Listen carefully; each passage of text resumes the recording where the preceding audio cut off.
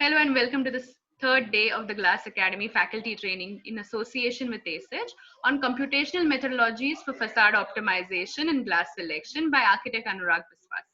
Architect Anurag Biswas is currently working as a computational design developer at Rambol, and more about him in his own presentation. Today's talk would be about how computational tools could be used to arrive at evidence-based or data-informed decisions for glass selection and facade optimization. He would demonstrate how to leverage energy and daylight simulations and data analysis in facade design to ensure energy efficiency and human comfort. All thermal comfort, daylight comfort, view to the outside, and many more things. So over to you, Anurag, to dazzle us with the presentation. Thanks, Sonam. Thanks for the informative introduction. So now I'll start with bragging about myself a little bit, and also you to have an idea the kinds of things I'm doing, what is the background of that, and maybe I would have some biases. What is the background of those biases? And let's start. So about me, I did my bachelor's in architecture from Shibpur, then a master's in building engineering and management from SPA Delhi. Then I was working as a green building analyst at EDS Global. There I did energy simulation, daylight simulations, and certifications for LEED and GRIHA. I was involved in different prestigious projects like Qatar Museum, like Your Novel, Altmere Renovations, IIT Kanpur, IIM Amritsar, ECBC, and also few tool development works. At present, I am working as a computational design developer at Rambol. It's a Danish firm. We work in the Gurgaon center. We work with different computational workflows, plugin development in the area of sustainability, transport, and buildings. I'm also a visiting faculty in SPA Delhi, and I'm also a LEED accredited professional and GRIHA certified professional. So that's about me. So I'd start by saying that uh, in the architecture community, there is a debate going on for ages, for a long time, whether function follows form or form follows function. But there are a number of people, tech-savvy architects, who are telling, no, we can go through a different route. We can have a different paradigm. So they are saying form follows performance. So let's discuss that. A building is a machine for living in. Le Corbusier has said that. So, but if we compare with the other machines, suppose for car, the production facilities, the whole workflow is much more optimized so that in minimum cost, you get maximum output. But in architecture, engineering, and construction, that is the AEC industry, we have been very slow to adopt all the processes and all the automation. But slowly the things are taking up, and also we are trying to optimize different performance of the building. So let's not talk about facade. Facade is a very important component or important part of that machine that we call building. So what is the use of that? Why is it important? Because it gives us protection from the outside. It makes us comfortable inside. And also it acts as an interaction between the inside and the outside. And also it's the face of the building. We know a building by its facade. And what are the performance criteria for facade? So there are different criteria that we can tell. So we have structural performance, we have the look and feel, the aesthetics, we have the constructability, how the facade is fabricated and constructed and put joined together in the building, and also the environmental performance. So out of this performance criteria, we come to some design decisions, and with that design decisions, our high performance buildings are designed and constructed. In all the areas, like in structural performance, in look, feel, and constructability, and environmental performance, today computational design has been being used. For me, I have worked in I've never worked with the structural performance. The structural engineers do that. I've worked with the other three components, but where I have expertise is in environmental performance, and I will talk about that in our session. So, what are the environmental performance objectives? The objectives are that we have to ensure comfort. That comfort could be thermal comfort or daylight comfort. And also we have to ensure energy efficiency. Energy efficiency at today's world is very important because for a number of factors, our buildings constitute around a rate in some study like 35 to 40% of the energy consumption of a nation. And if you see about India, the trade deficit is mostly about energy deficit. India buys a lot of energy from outside, lot of oil from outside. So India is very energy deficit country. So in Indian condition, energy efficiency for buildings is very important. And we also need to reduce the environmental impact. We need to reduce the CO2 GHG emissions. So these are the objectives. Now let's go to different criteria. So we'll try to describe different criteria on which we evaluate the performance of the facade. So first is daylight quality. Daylight quality is very important. Now a lot of studies have come up that shows that if in a room you have adequate daylight, your mood is elevated, your mental health and well-being is much better. And also if you have daylight and you are not using your artificial light, then it is also reducing your lighting loads. So in that way it is reducing the energy consumption, and also it is also contributing to the well-being and the mental health of the occupants. We need to ensure that that when we are working in our work plane, we have adequate daylight. So like for in our office, we have 300 lux as the performance criteria. We also need to ensure that there is no glare or overexposure. So what is glare? In simple terms, glare is when there is drastic change between two adjacent light sources. So let me give you an example. So suppose you're in a traffic and a lot of cars are coming there. So they have headlights, right? But because in that traffic in a city, in an urban center, there you have lights all around. So those light doesn't is not bad for your eyes. So you can still see it. But suppose you are in a lonely, dark road and suddenly one car comes and its headlight would blind you. Why so? Because out of all the darkness, suddenly we have one light source which has very much high illumination level. So that's why we need to reduce the glare. So in a building, suppose we have enough illumination, but there is a drastic difference between 2 point sources, then even if the illumination level is adequate, we won't be able to see it. The glare would blind us. So we also need to take care of that. So I'm giving you some examples. How do we do? So here we have one example. So see here we have this example. This is our base case. Here we do not have any light shelf. So here there are two metrics that are being calculated. We have spatial daylight quality, SDA, and annual sunlight exposure. So spatial daylight quality is a metrics for your annual illumination level. I'm not going too much into detail of this metrics, but this is how this tells you about your quality of the illumination.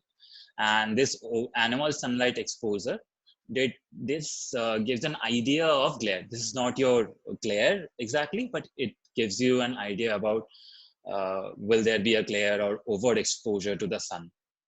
So these metrics are now taken by LEED, and if you're doing LEED certifications, you have to meet this metrics. So here in this example, we do not have light shelf, and so you can see that our SDA levels are 28.1% and our AAC, that is sunlight exposure, are much bigger, like 31.3. Then when you give one light shelf, your SDA level, your illumination level increases, but your glare is reduced. So that's how, just with one light shelf, we can make our buildings much more uh, efficient in terms of daylight quality. So another example, so here we have different examples of sunlight, skylight. So skylight, we have different options, and out of that, the designer can choose which would be best for his design.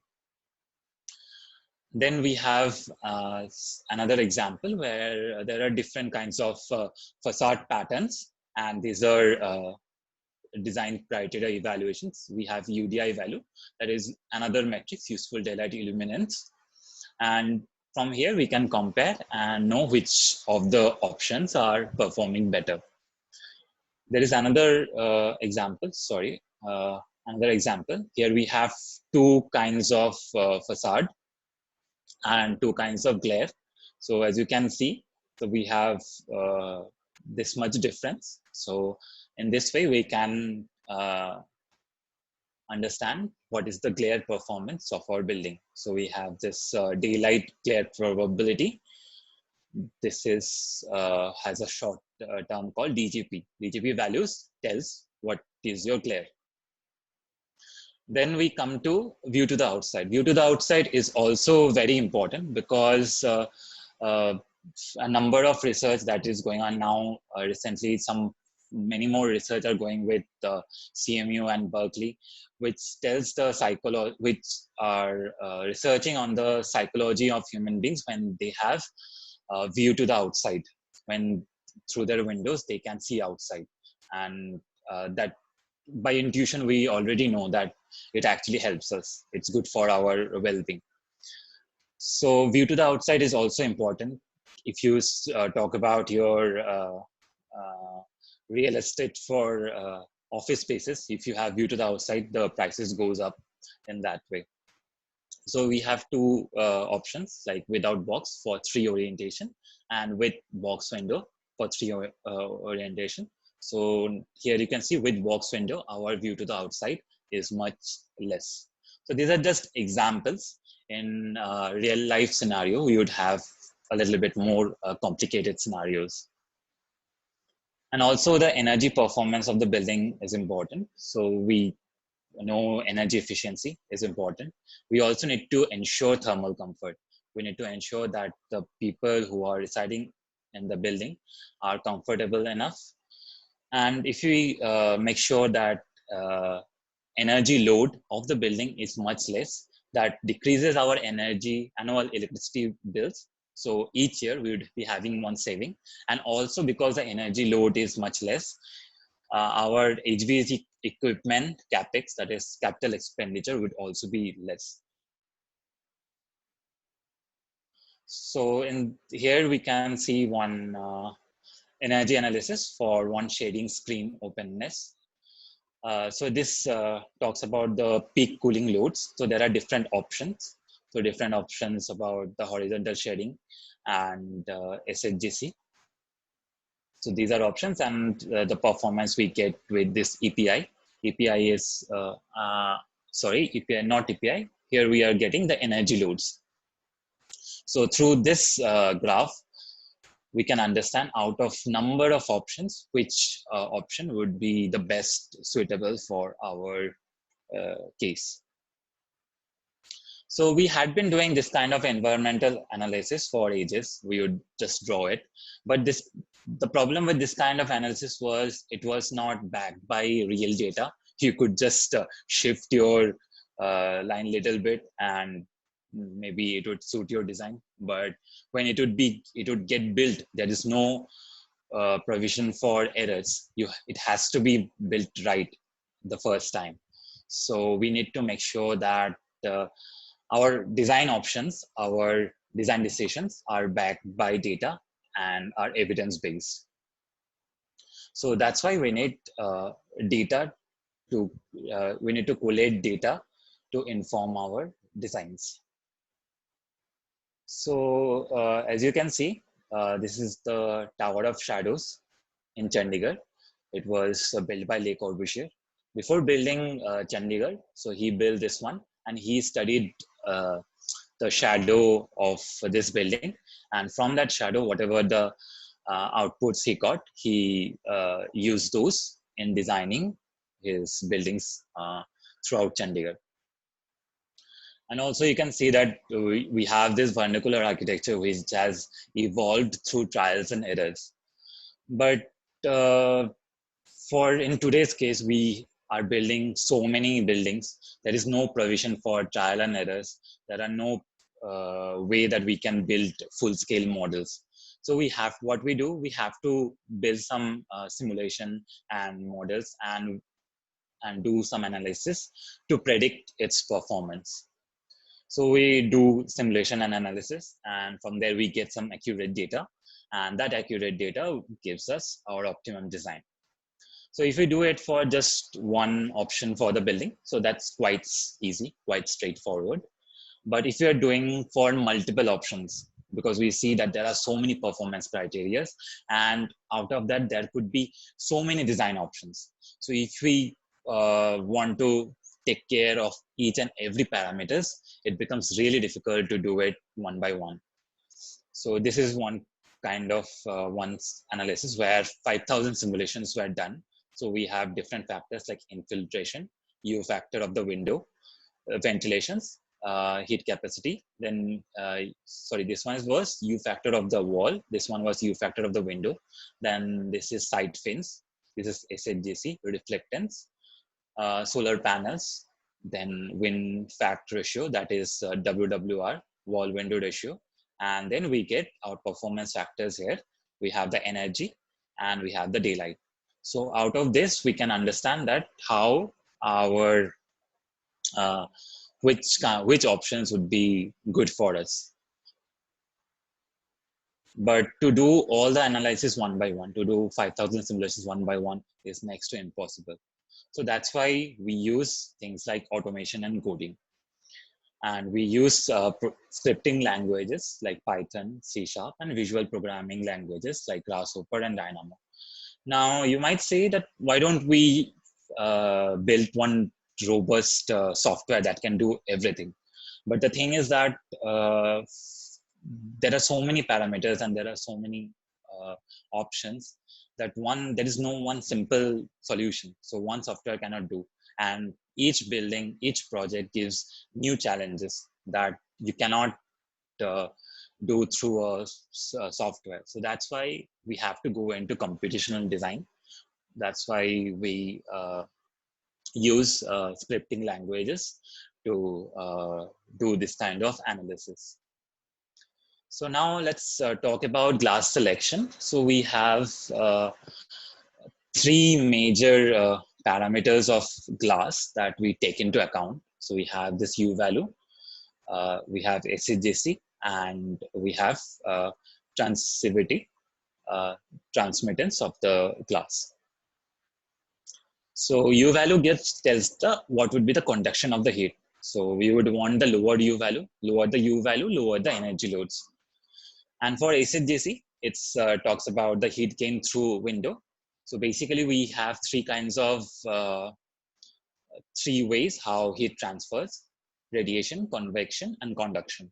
So U value take cares of the conduction, SHGC take cares of the radiation. And now we have TVIS, or the transmittance of the light. So higher the transmittance, higher the illumination level. So it talks about how much light energy would enter through the glass.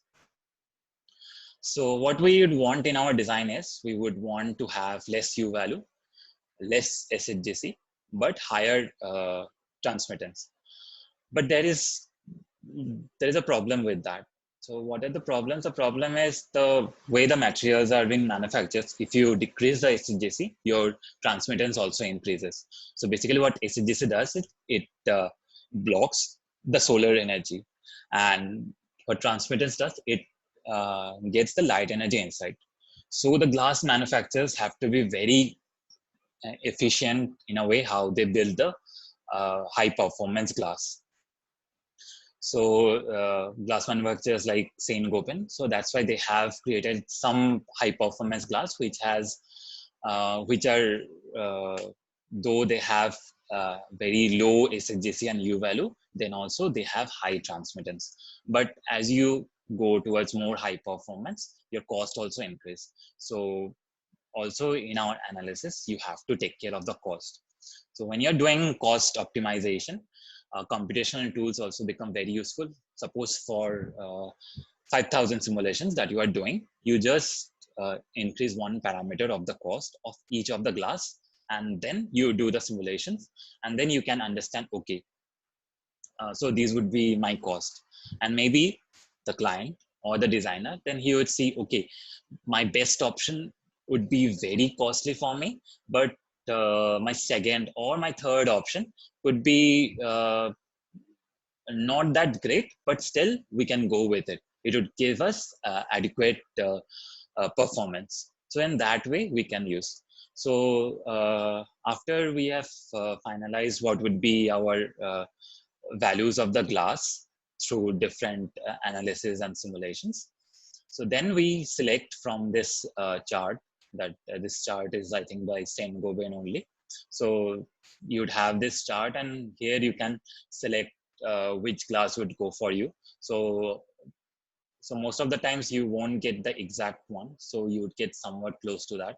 So here, suppose this analysis we got an a U value of 1.6. So I would go with 1.9, 1.8, 1.6. So all the values. So this all options I would give to the clients, and also the other stakeholders would make the final call. So it's a iterative process. So a lot of back and forth goes on in the project. So, but when you have data, it gives you a big leverage to understand how your glass and how your building would perform. So you have better options. So what is the methodology? So methodology is we need to start uh, doing this analysis as early as possible in our design. So we have different design stages. So according to the BIM analogy, we have this level of detail. So in level of detail, that is the design initiation. We just then we have this concept design for LOD or level of detail 200 and so on. So generally, sustainability experts are obtained in the later stage, but we need to start doing analysis as early as possible. So the ability to impact the project is much less when the project has advanced. So, and the cost also increases. So we need to start as early as possible. So 1 minute. Uh, So yeah, so this is your ideal workflow. So you would have this baseline and target. You would have the analysis. So this tells you, okay, this would give you an idea. Okay, for facade we can uh, go for this kind of things, and weed out many other options that would be too off your goal. Then you'd have your massing and orientation. Then you'd have your envelope optimization. Then finally, you can have your system optimization. And how you do it? You do it through different simulation platforms like OpenStudio, Ladybug, Honeybee, Energy Plus. A lot of people are now into Ladybug and Honeybee, and my expertise is mostly in Ladybug and Honeybee. So it uses computational tools at the fullest, and you can do a lot of insightful analysis with Ladybug and Honeybee. These are flexible, very flexible. Uh, but Ladybug and Honeybee works with your Grasshopper. So this is also at computational tools. So I'll give you some overview of few projects. So this one was hospital. So I'll skip this initial analysis that we had done. So the first thing that we had done was form analysis. So we took the best possible form out of different options. Then when the form was finalized, then what the architects did, they designed different facades for different areas of the building. So there were like 7 or 8 options of the facade. Now for each facade options, we did optimization. So we did different kinds of optimization. So this was just one query out of like 100 queries. So this was an iterative process. So not only me, the architect, there were the structural engineers were also involved, and also the finance department from the client. So they were also involved. So it was a collaborative work. So how we came up with the different designs. So as you can see, we have this values. API values is your energy performance values, and your SDA gives your daylight quality values. So we have different values. Now see, suppose here we are not going to the least API values to 201. So this one would have been our best, but here we can see our SDA values are not that good. So that's why we have not taken it. So SDA value 70% would be good enough. So this 205 API value where we have for this option. So these options we have taken. So in this way, we can select different options. So now we'll give a study about dynamic shading. So what is dynamic shading? So the shading is mechanically, it revolves with your sun rays. So as you can see, if you have just static, so suppose this one is your static uh, shading, so it is fixed all the time, you would have values this one as static. But if you have dynamic, so your louvers are movable, then you'd have your better performance. Your better performance, you can see that illuminance, your daylight is improved, your glare is also much less, and also your energy performance has improved. Like you can see surface radiation for the static facade, it was this. For the dynamic facade, we have much lowered values. So the kind of problem that we have in selecting our glass, that can be circumvented with this dynamic shading. Now we have different kind of electrochromic glasses also. So like Sage glass is I think by Saint Gobain only. So there what happens, depending, they have some sensors uh, which takes the radiation values of the sun, and that sensors tells different electrons to go through that this surfaces, and the ACJC and uh, transmittance value of your glass changes. So these are very expensive. I don't think in India there are any projects. There might be, I don't know that. So in this way, that uh, uh, I think in future we would have much more high performance buildings. A lot of research are going on in this field. I guess sky is the limit.